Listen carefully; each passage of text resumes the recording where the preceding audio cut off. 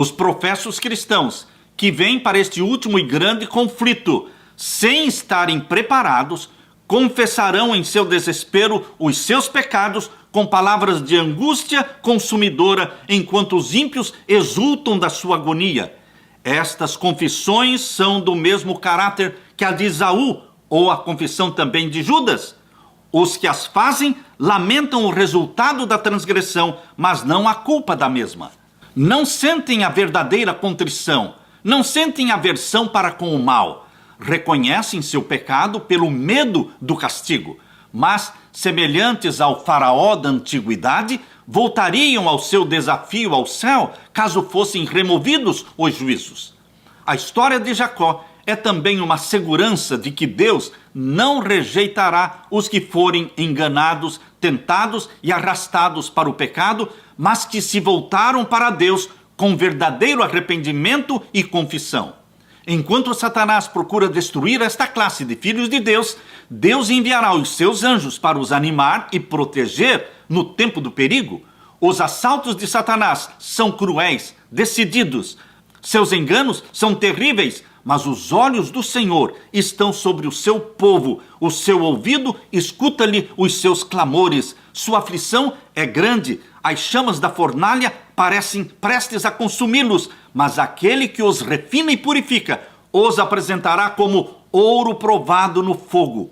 O amor de Deus para com os seus filhos durante o período da sua mais intensa prova é tão forte, é tão terno como nos dias da sua mais radiante prosperidade. Mas é necessário passarem pela fornalha de fogo, sua natureza terrena deve ser consumida para que a imagem de Cristo possa refletir-se neles perfeitamente. O tempo de agonia e angústia que diante de nós está exigirá uma fé que possa suportar o cansaço, suportar a demora e a fome. Fé que não desfaleça ainda que severamente provada. O tempo de graça é concedido a todos, a fim de se prepararem para aquela ocasião. Jacó prevaleceu, sim, porque era perseverante e decidido. Sua vitória é uma prova do poder da oração importuna. Todos os que lançarem mãos das promessas de Deus, como Jacó fez, e como ele forem fervorosos e perseverantes, serão bem-sucedidos como Jacó foi. Os que não estão dispostos a negar o eu, a sentir verdadeira agonia perante a face de Deus, a orar longa e fervorosamente, rogando-lhe a bênção, não a obterão. Lutar com Deus. Quão poucos sabem o que isso significa? Quão poucos têm buscado a Deus com contrição de alma, com intenso anelo, até que toda a faculdade se encontre em sua máxima tensão. Quando ondas de desespero que linguagem alguma pode exprimir assoberbam os que fazem suas súplicas, quão poucos se apegam com fé inquebrantável às promessas de Deus. Todos os que agora exercem pouca fé correm maior perigo de cair sob o poder dos enganos de Satanás e do decreto que violentará a consciência. E mesmo resistindo à prova, serão imersos numa agonia e aflição mais profundos no tempo de angústia, porque nunca adquiriram o hábito de confiar em Deus. As lições da fé, as quais negligenciaram, serão obrigados a aprender sob a pressão terrível do desânimo. Devemos familiarizar-nos agora com Deus, provando as suas promessas. Os anjos registram toda a oração fervorosa e sincera. Devemos, de preferência, dispensar as satisfações egoístas a negligenciar a comunhão com Deus. A maior pobreza, a máxima abnegação, tendo o seu beneplácito, é melhor que as riquezas, honras, comodidades e amizade sem Deus. Devemos tomar tempo para orar. Se consentirmos que a mente se absorva com os interesses do mundo, o Senhor talvez nos dê esse tempo removendo nossos ídolos, sejam estes ouro, sejam casas ou terras férteis. Os jovens não seriam seduzidos pelo pecado se recusassem a entrar por qualquer caminho, a não ser que pudessem rogar a bênção de Deus sobre o mesmo. Se os mensageiros que levam a última e solene advertência ao mundo orassem rogando a bênção de Deus, não de maneira fria, descuidada, ociosa, mas fervorosamente e com fé, como fez Jacó, encontrariam muitos lugares onde poderiam dizer: tenho visto Deus face a face, e a minha alma foi salva. Gênesis 32, 30. Seriam tidos pelo céu na conta de príncipes, com poder para prevalecer com Deus e com os homens. O tempo de angústia como nunca houve está prestes a manifestar-se sobre nós.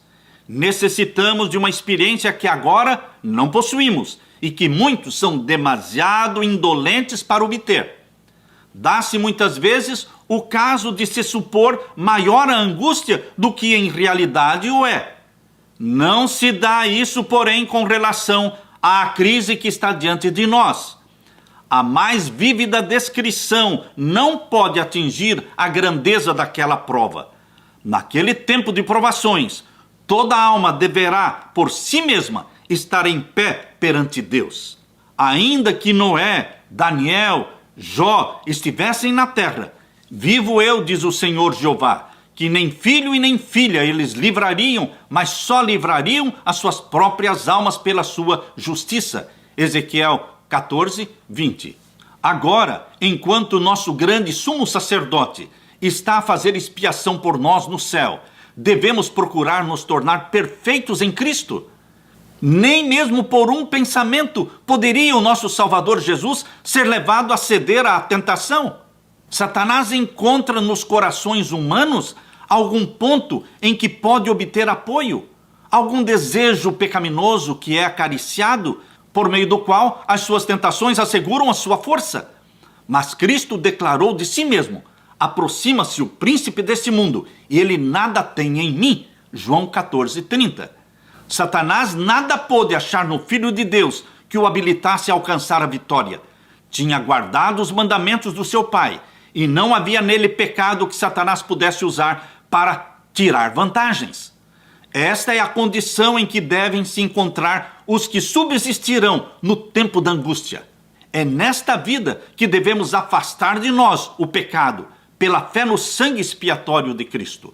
Nosso precioso Salvador nos convida a nos unir a Ele, a ligar nossa fraqueza à sua força, nossa ignorância à sua sabedoria, aos seus méritos, nossa indignidade.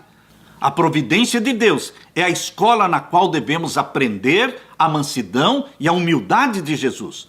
O Senhor está sempre a colocar diante de nós, não o caminho que preferimos, o qual nos parece mais fácil e agradável, mas os verdadeiros objetivos da vida.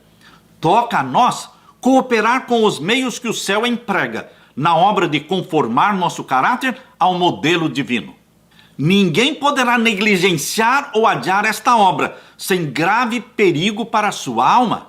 O apóstolo João ouviu em visão uma grande voz no céu, exclamando: ai dos que habitam na terra e no mar, porque o diabo desceu até vós e tem grande ira, porque sabe que pouco tempo lhe resta. Apocalipse 12,